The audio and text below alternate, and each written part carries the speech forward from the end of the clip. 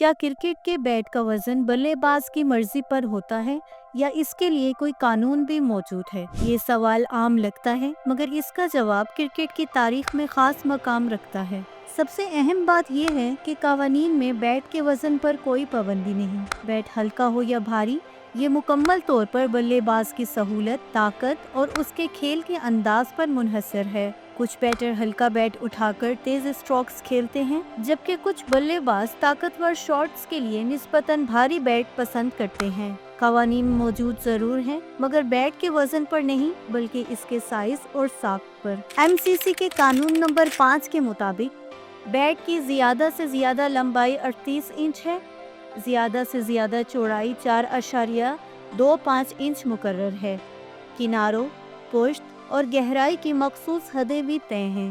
ان قوانین کو سختی سے نافذ کرنے کا پس منظر 1979 کا ایک دلچسپ واقعہ ہے۔ اس سال آسٹریلیا کے فاسٹ بالر ڈینس لیلی نے ٹیسٹ میچ میں لکڑی کے بجائے ایلومینیم کا بیٹ استعمال کیا۔ گیند لگنے پر آواز مختلف تھی اور انگلینڈ نے اعتراض اٹھایا کہ بیٹ گیند کو نقصان پہنچا رہا ہے۔ امپائرز نے لیوی کو بیٹ تبدیل کرنے کا کہا، معاملہ بڑھ گیا اور پھر MCC نے فیصلہ دیا کہ بیٹ صرف لکڑی کا ہوگا۔ اس کی ساخت اور سائز کے واضح قوانین ہوں گے، لیکن اس کے باوجود وزن پر کبھی کوئی قانون نہیں بنایا گیا۔ وجہ سادہ سی ہے، وزن بلے باز کی طاقت، تکنیک اور اس کے کھیل کے انداز سے جڑا ہے۔ یوں بیٹنگ کا فن اپنی فطری آزادی کے ساتھ جاری رہتا ہے۔